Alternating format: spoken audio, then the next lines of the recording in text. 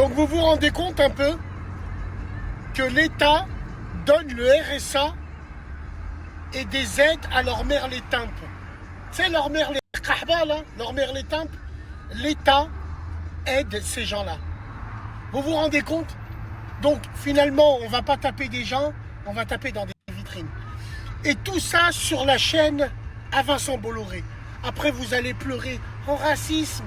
Ya Allah qui a un changement radical dans ce pays. Vous vous rendez compte comment on se tire une balle dans le pied? Après, vous allez pleurer. Après, vous allez... Voilà ce que c'est devenu la France maintenant. Et c'est un menteur quand il dit, voilà, nous, l'État de quoi? Vous êtes une jeunesse dorée, bande de sales merdeux. Allez voir dans vos bleds ce que les jeunes y subissent. Vous êtes élevés au centre aéré, à la Madeleine, au bébé rose. Et là, vous venez vous plaindre. Donc, on n'est pas content, on va casser des vitrines. Wallah, moi président, j'enlève toutes les aides à leur famille, les fils d'up. Les gars, on vous met quelqu'un qui a des bons plans sur... Vous en pensez quoi? On revendique l'attaque de Paris. Non, c'est lui tout les seul, dégâts, hein. non, Ah, c'est tous les banlieusards. Et les Parisiens aussi. Pourquoi? Parce que franchement, l'État, on va pas se mentir, on sait comment il est l'État. Faut bien évacuer d'une manière ou d'une autre. C'est-à-dire, le taper des gens, c'est mieux de casser des vitrines. Il y a une colère en vous, en fait, c'est ça? Exactement. Une rage en moi que je n'arrive pas à exprimer. Putain, c'est fou. Donc en fait, ouais, il y a des gens qui sont frustrés de la vie. Il y a des gens qui sont frustrés et pour évacuer cette frustration, ils cassent tout. C'est leur manière d'exprimer leur mécontentement, c'est ça? C'est ça que je dois comprendre là, en gros, c'est ça? Pourquoi? D'où elle vient? Elle vient de beaucoup de choses. C'est très long à expliquer. Mais principalement... Je sais pas. Mais après, quand il a dit, le mec, il est passé sur CNews, c'est ça? CNews, la chaîne de Bolloré. Mais je crois qu'il sait même pas c'est qui Bolloré. Ces gens-là, tu crois vraiment ils savent? C'est les gens qui s'intéressent un minimum à qui appartient cette chaîne, patati patata. Mais eux, ils savent pas. Comme j'ai dit, et dans les commentaires, il a bien expliqué, le pire, c'est qu'ils s'en battent les couilles du PSG, c'est juste pour faire le bordel, c'est ça. N'importe quel événement est un prétexte pour tout casser. Ça peut être la fête de la musique, ça peut être un concert, ça peut être un rappeur qui vient faire un showcase. Tout est moyen pour casser. Après, je sais pas s'il a raison ou pas dans ce qu'il dit. Il y a une frustration, je sais pas d'où elle vient, en tout cas, je saurais pas vous l'expliquer, les amis, honnêtement, je sais pas. C'est assez triste en vrai. Qu'est-ce qu'il faut faire avec ces petits? Après, je dis petits, mais il y a des gens, ils ont 18, 19, 20 ans qui font ça, hein, donc je sais pas. On va regarder cette vidéo d'un humour. Sujet du jour, du coup, la CAF des noirs, j'allais dire. Des noix et des arbres. Comme ça, je me fais pas de problème avec YouTube. Noir. Et surtout la honte. Quelle honte pour nous. Je sais même pas pourquoi ils nous mettent dedans. Parle pour les tiens, à la rigueur. Mais on est réduit à ça, nous. Que ça soit vous ou nous, on regarde. Demain, la CAF rentre mes amis noirs et maghrébins. On a réussi à inverser l'esclavage. Mais c'est pour ça. C'est pour ça qu'il a serré. Merci les whites pour votre taf. Bah déjà, c'est con parce que justement, il n'y a pas que des blancs qui travaillent, il y a des noirs et des arabes. Donc les noirs et les arabes, ils contribuent à la CAF. Enfin, putain, mais... Oh, le niveau, il est zéro, c'est terrible. C'est terrible. Non, c'est terrible, frère. Donc en gros, là, du coup, c'est ça une meuf du 6. C'est donc ça, les meufs du 6, les gars. C'est terrible. C'est terrible. Pas du racisme. Si ça va pas leur donner les idées de se souder dans l'isoloir de vote, nous sommes les plus grands combustibles des fachos. Ils ont même pas besoin de bouger. On leur ramène sur un plateau. Toi, tu dis merci les whites pour une allocation, alors que dans ton pays, tu parles encore en white. Dans ton pays, c'est les whites qui décident encore. Ouais, parce que la fameuse France-Afrique, elle a jamais rompu. Ouais, la France-Afrique était chère à Jacques Foccart et Omar Bongo, elle a jamais coupé. Donc qu'est-ce que ça veut dire ça? Bande de cassos que vous êtes.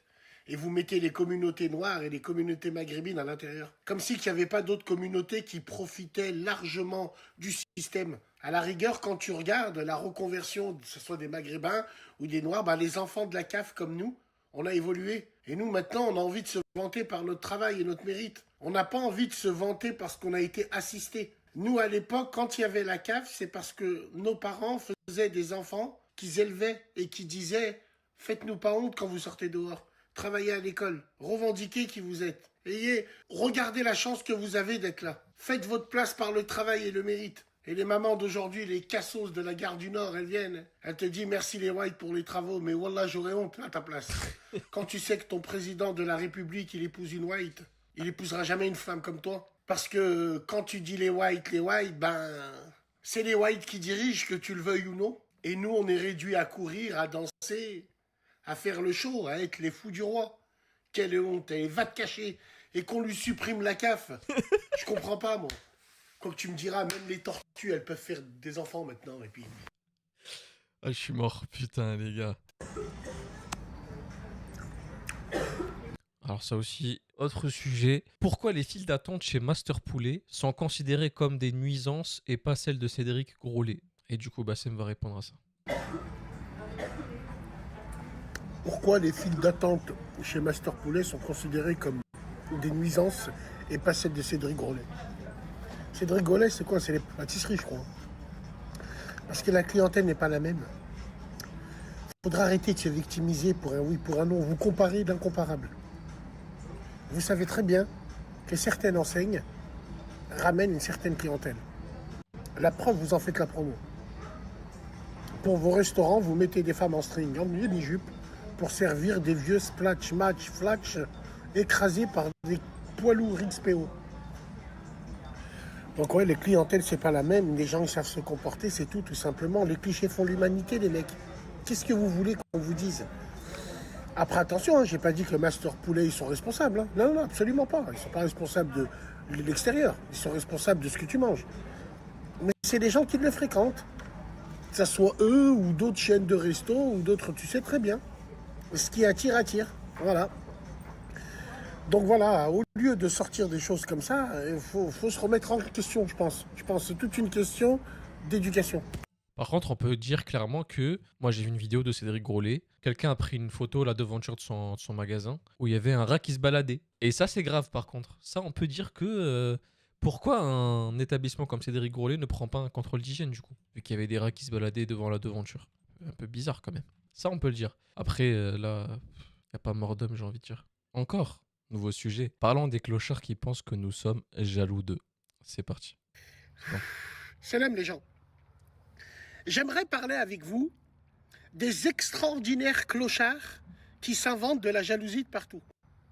Généralement, les plus gros des clochards pensent que tout le monde est jaloux d'eux. Alors, je parle des mecs parce que les femmes, je ne sais pas comment c'est. Mais les mecs, là, dans vos stories quotidiens, vous écrivez « fuck les jaloux vont maigrir, les jaloux vont pas être d'accord, les jaloux, mais les jaloux de quoi? Tu es qui, toi, pour qu'on soit jaloux, clochard? Généralement, ils ont souvent le même profil. Des caleçons Léopoldo soudés depuis 3 jours.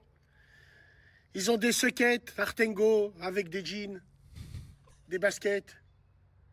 Tout ça dans leur Golf 8R, avec la réserve qui leur crève les yeux tellement... Pourquoi il a un problème avec les sockets Bassem?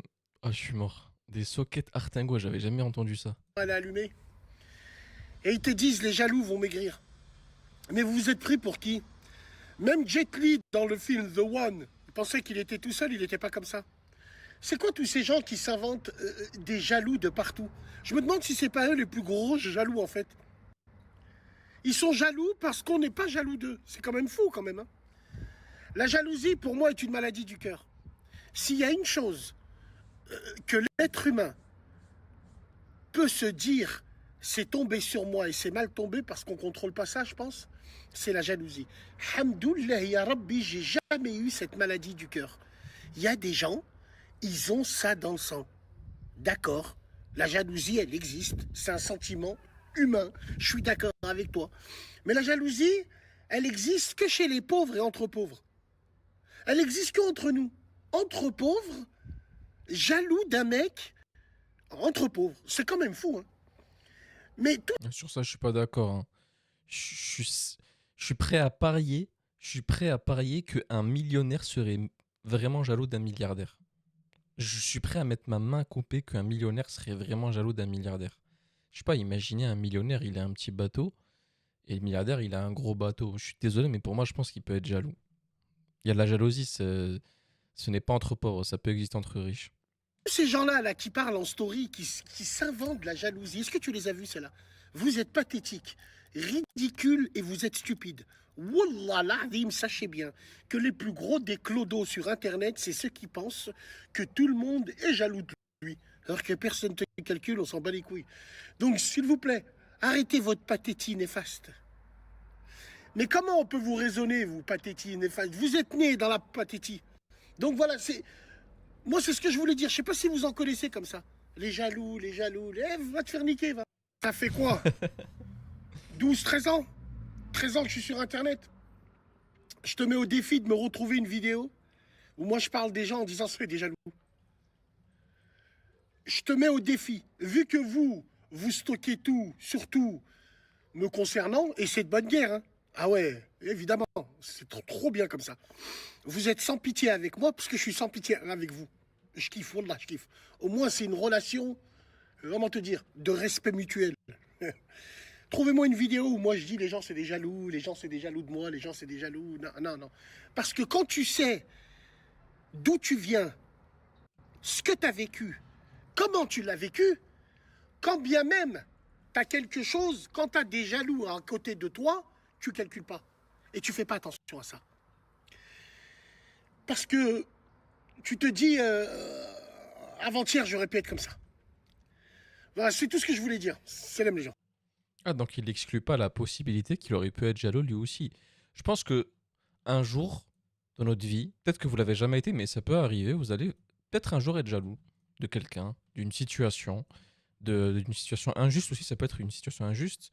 Quelqu'un vous a devancé sur un projet, du coup vous devenez jaloux parce que c'était vous qui devez l'avoir et lui il l'a eu, tu vois. La jalousie, en fait, ça dépend de beaucoup de choses. Elle peut être maladive, elle peut être... voilà, je pense qu'il y a plusieurs degrés de jalousie. Maintenant, vu que je sais que j'ai une communauté de Bassem qui sont là depuis l'époque de Periscope, bah, dites-moi dans les commentaires si vous avez une vidéo de lui qui dit que... Bah, prouvez-lui qu'il a tort, pour ceux qui savent, et ceux qui savent pas, bah voilà, tout simplement. Mais voilà, regardez un exemple simple. Comment on peut être jaloux alors qu'on est riche? Prenez un exemple.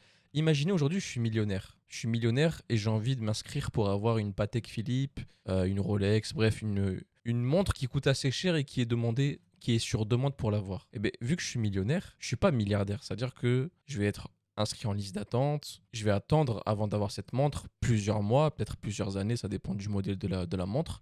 Mais si je suis milliardaire, c'est-à-dire que je suis un client régulier. C'est-à-dire que je dépense beaucoup plus qu'un client millionnaire. Ça veut dire que théoriquement, je pourrais même avoir le contact du mec qui a inventé Patek Philippe. Donc, en fait, tu vas être jaloux de ce mec qui va être milliardaire parce que le mec qui est milliardaire, il va même pas attendre pour avoir sa montre parce c'est un client VIP, quoi. Donc, pour moi, oui, la jalousie peut arriver même entre riches. C'est comme ça. Je le vois comme ça. Salam alaikum les gens. Ouais, j'ai mis le maillot. God save the king. Charles III. Cette vidéo va s'adresser aux gens qui aiment bien l'histoire, les bonnes manières, les cours européennes. À l'époque où c'était bien. Hier, il a donné une leçon d'humiliation de grande classe aux British à Donald Trump et tous ses hayaouens. Je vais vous mettre les parties du discours, c'est extraordinaire, comme dirait Aimé Jacquet. Avec une classe, avec un bagou, avec... Tu sens que Charles III, il est là pour gronder les États-Unis. Parce que les États-Unis, ce sont les derniers rejetons du Commonwealth. Le Commonwealth, ce sont les colonies britanniques qui s'étendent de l'Australie jusqu'au Canada quand même. Et Charles III, il lui tire les oreilles dans la classe anglaise, mais il lui jette pas la pierre parce qu'il sait que c'est les zoufris et les voyous anglais qui sont allés peupler les États-Unis. Donc il sait que c'est un peu de leur faute aussi. Plein de classe parce qu'il rappelle à Trump qui il est. Le petit frère. Quand il dit « Je suis venu pour vos 250 ans », comme on dit chez nous en Angleterre, c'était hier. Last yesterday. Il rigolait. En gros, tu viens de naître. T'as été fait par... On voit Charles III avec l'accent anglais. Même l'Américain, quand il parle, tu sens que c'est le zoufri anglais. L'Anglais, quand il parle, il lui a dit, vous dites souvent que si les États-Unis ne seront pas venus en Europe, l'Europe parlera allemand. Mais moi, je vous dis, si les Anglais ne seront pas venus aux États-Unis, les États-Unis parleront français. Parce que tout ça, les États-Unis à l'époque étaient une colonie française. Il y a eu la guerre des 7 jours entre les Anglais et les Français. Pour les États-Unis, si la France aurait gagné cette guerre-là, wallah, les États-Unis aujourd'hui, ils auraient été français. Ils l'auront appelé la Nouvelle-France. Renseignez-vous. Non, quelle classe. On va vous mettre des brides. C'est magnifique. Et surtout, c'est anglais. C'est classe. Et ce qui est dommage, c'est que ces discours-là, on n'en reverra plus. Parce que Charles III, c'est le dernier des Mohicans. Charles III, il dit à Trump, mon arrière-arrière-grand-père qui a signé avec Lincoln, t'imagines le truc? Mon arrière-grand-père, moi, il a signé avec Lincoln. T'es qui, toi? Voilà, c'est extraordinaire. Extraordinaire, God save the king. Franchement, rien à foutre de ce mec. Tout ce que je retiens, c'est que on doit attendre 2085, et beaucoup d'entre nous seront déjà morts, pour ouvrir la fameuse lettre de la reine Elisabeth. C'est ça, non? C'est Elisabeth? Keep calm and carry on. As the direct descendant of King George III, I know this is a nation that never gives up. And my family's history remains reflected in your maps, which read rather like our Christmas card list across the ages. North and South Carolina, Virginia, Maryland, and the cities of Charleston, a particular favorite of mine, obviously, Georgetown, and for that matter, Georgia, Annapolis, as you mentioned, and further favorites, Prince William County and Williamsburg. This said states European countries would be speaking German. Dare I say that if it wasn't for us, you'd be speaking French. 250 years ago, or as we... On va pas la remettre parce que c'est ce que Bassem a traduit en fait. On s'arrête. Ah, il y a un autre sujet qui va arriver. Maintenant, L'hypocrisie sur le Mali. En ce moment, il y a beaucoup de choses qui se passent par rapport au Mali. Je suis un peu en retard, mais il faut en parler. en voiture, on s'arrête, on se garde sur le côté, on se met en sécurité et on parle. Charité bien ordonnée commence par soi-même. J'aimerais réagir sur un sujet qui me sort par les yeux. Qui me sort par les yeux parce que vous êtes des hypocrites. J'aimerais parler de ce qui se passe au Mali. Au Mali, tout le monde est au courant ou non. J'en ai parlé à la radio journalistiquement en faisant des doigts pour le peuple et je m'arrête là. Tous les clochards qui font des vidéos en disant que les influenceurs maliens ne relayent pas l'information, ainsi de suite, alors que vous n'êtes pas malien, vous êtes des gros hypocrites. Vous faites ces vidéos uniquement pour vos vues. Si vraiment votre entreprise avait été sincère, tu t'arrêtes à fête d'ora pour le peuple. D'accord, tu veux relier l'information, il n'y a pas de problème.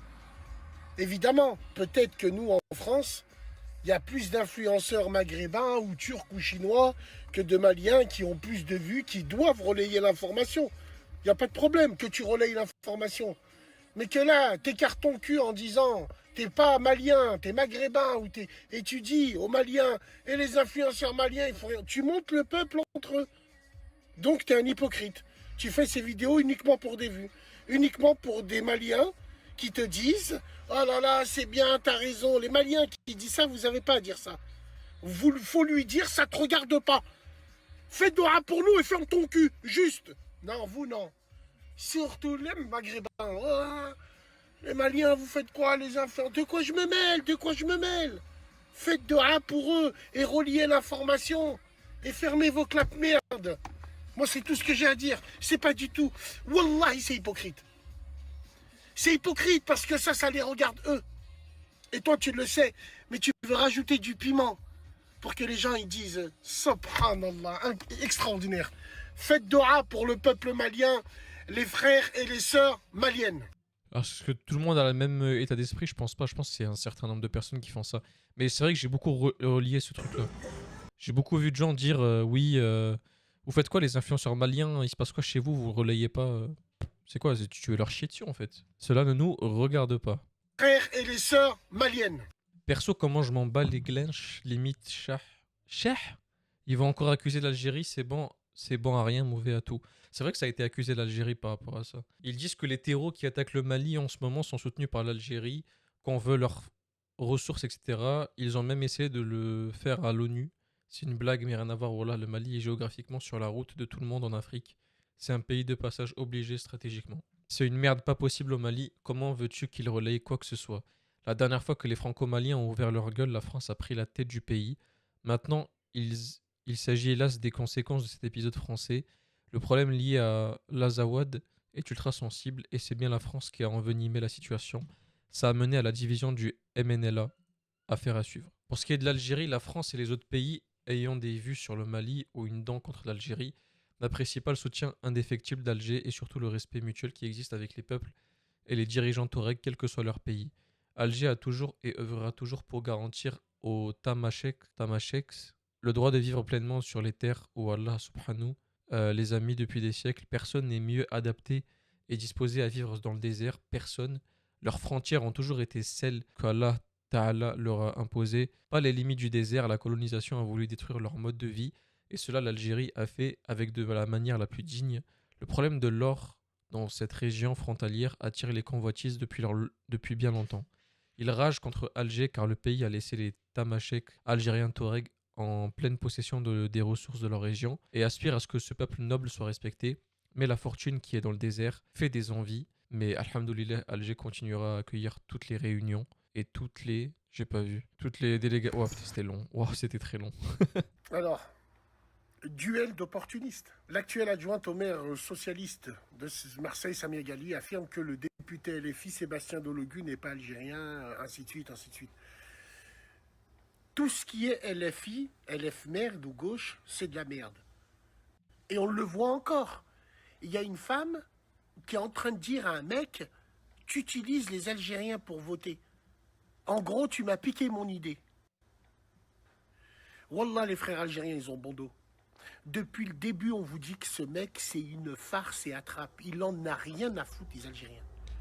Absolument rien. Il le fait uniquement parce qu'il sait qu'il est dans une ville où les Algériens à Marseille sont en masse, tout simplement. Il sait aussi qu'on est des handicapés mentaux. On est des handicapés émotionnels. Pas tout le monde, quand même. Certains sont assez éveillés. Il va sortir un drapeau, on va tous lui dire « Oh, Dologu, oh !» C'est ça le problème. Là, tu vois bien que les deux s'embrouillent pour récupérer les voix des Algériens français à Marseille. C'est terrible. Mets-toi à la place du Français. Là, on parle d'une mairie de la deuxième ville de France. Deuxième ville de France. Le grand remplacement est en marche, mesdames et messieurs. Avant, c'était Chirac qui se battait contre un Corrézien qui habitait à Tulle. Maintenant, c'est deux métèques, enfin, une métèque qui s'embrouille parce qu'il y en a un, il veut se faire passer pour un métèque. C'est fou quand même. Ah bah, au final, c'est pas mieux justement que Dologu soit élu. S'il défend les intérêts algériens, c'est pas mieux justement. Ou vous pensez juste qu'il utilise les Algériens, mais une fois qu'il sera élu, bah, il disparaîtra. En tout cas, il défendra plus les Algériens comme il le faisait. C'est ça la vraie question. J'espère que mes frères algériens ils comprendront qu'on les utilise, que ce mec-là va absolument rien changer. D'où vient son parti exactement?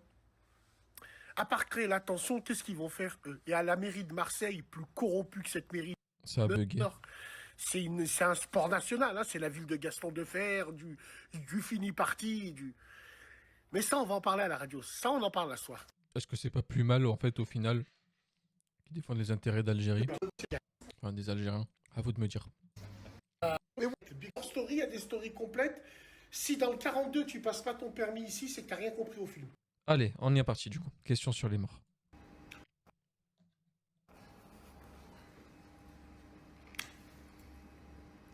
Il y a à peu près 170 000 morts par jour. Soit 2 à la seconde. Ils sont où tous ces morts? Vous avez remarqué que les cimetières, c'est toujours les mêmes. Il n'y a pas de nouvelles tombes, il n'y a pas de... Ils passent où tous ces morts en vrai? Wallah, c'est une vraie question que je pose. Je t'en parle parce qu'il y a une personne avec qui j'ai grandi. On était à son enterrement ce matin, c'était un blanc miskin. Il travaillait avec moi, c'était un brave gars. Et je me suis posé cette question-là quand j'ai vu ça. Peut-être je suis fou, hein. Mais ils passent où tous ces morts là? 2 morts à la seconde. Et je te parle ici en France. Hein. En France ou dans le monde, je crois. Où passent tous ces morts? C'est vrai, c'est un débat qui a ni queue ni tête, mais wallah, je vous pose la question pour de vrai. Vous avez jamais remarqué, vous? Les cimetières, là où vous allez grandir, c'est toujours les mêmes. Rien n'a changé, rien, c'est les mêmes tons, c'est... Non? Ah, commence pas à rentrer dans des sujets bizarres comme ça, toi aussi tu commences à me faire peur. Non, bah je sais pas, après je pense qu'il y a des créations de nouveaux cimetières chaque fois que certains sont pleins.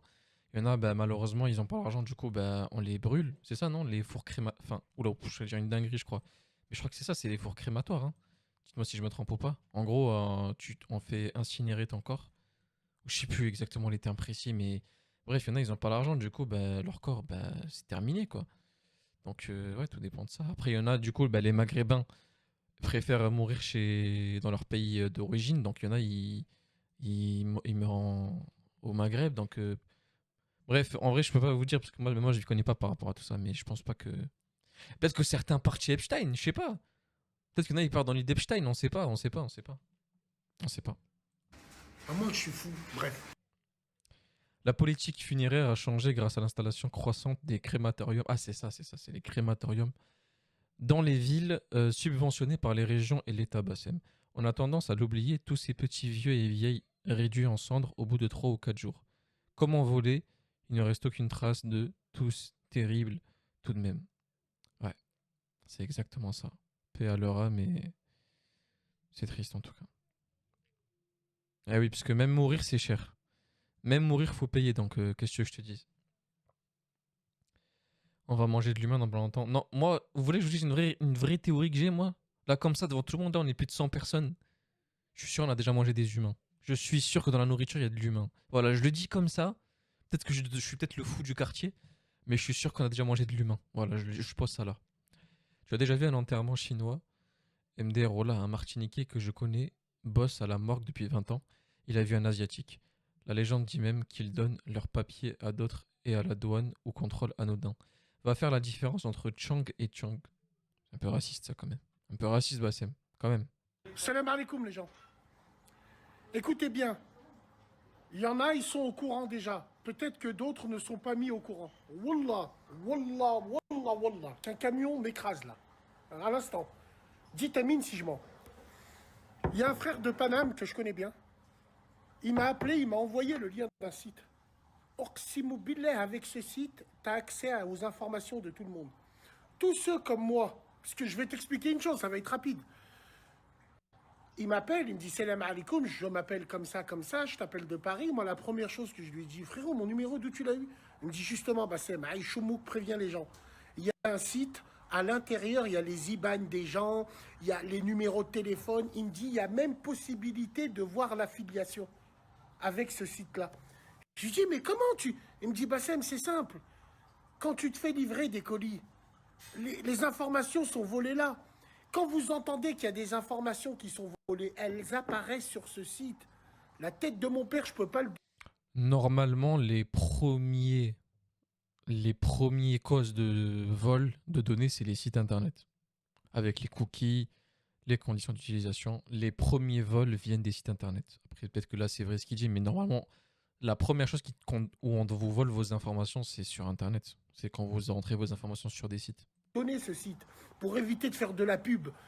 Mais wallah, j'ai trouvé le numéro à mon fils le dernier. Et c'est extraordinaire quand même. Le frère, il est parti voir les flics. Les flics, ils lui ont dit non, on s'occupe pas de ça, c'est de la cybercriminalité, je sais pas quoi.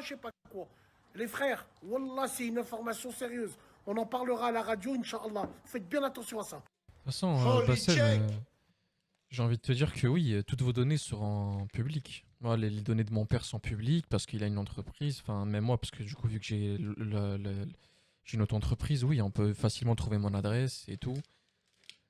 Il n'y a rien de fou. Tout est public. Une fois que tu fais du business, tout est public. Malheureusement, si tu es sur les réseaux et que tu as envie de te cacher, bah, c'est pas le bon truc. Voilà, voilà. Ah, ok. ça. Moi, la personne qui Ah, il parle du. Ok, ok, c'est la suite du coup. Donc, la suite, c'est quoi? C'est. c'est Salem, je viens de le découvrir aussi, c'est bluffant et ça fait peur, surtout que c'est des gamins lambda qui nous l'ont fait découvrir, ça fait très peur. C'est quoi le site du coup, les frères? Quelqu'un là? Que j'avais vérifié moi aussi? exactement ça. Moi, la personne qui m'a dit ça, c'est quelqu'un qui est branché. Mais wallah, wallah, il m'a dit, c'est les gamins qui sont venus le voir, qui lui ont dit. En fait, ça, c'est aux mains de tout le monde. Tous les gamins, ils ont main dessus. C'est ça qui est terrible. Oh frère, ton IBAN, tes enfants, t'es affilié avec qui? C'est un truc de fou. Il faut qu'on en parle à la radio. Ah les gars, chez nous à Lyon, il y a une théorie. Quand tu vois les montagnes du Mont Blanc, ça veut dire que le lendemain, il va pleuvoir. Oh oui. Sort d'où cette théorie du complot là? Je la mettrai pour ma prochaine vidéo YouTube. Si ça peut servir à quelqu'un. Que faire en cas de fuite de données personnelles? Changer le mot de passe. Changer les mots de passe des comptes sensibles. Le plus important, c'est la double authentification. Donc, avec le téléphone. Tôt ou tard, si quelqu'un veut vraiment vous prendre quelque chose, il le prendra. Voilà, je préfère vous prévenir, les frères. Si quelqu'un vous veut du mal, il y arrivera par différents moyens. Et des fois, c'est pas à cause de vous le problème. Vous savez, c'est à cause de quoi? Des fois, c'est à cause des opérateurs qui doivent vous prendre en charge. Je donne un exemple. Quelqu'un peut retrouver vos données uniquement en appelant des services. C'est tout. Parce qu'ils ont des techniques très... En fait, en gros, le mot précis, ça s'appelle le social engineering. Je pense que vous le connaissez, ceux qui sont dans le métier. C'est faire un boulot aux humains qui ont des bases de données. Voilà, c'est du social engineering, tout ça. En France Travail. Ouais, comme France Travail, exactement, Max. Exactement, frérot.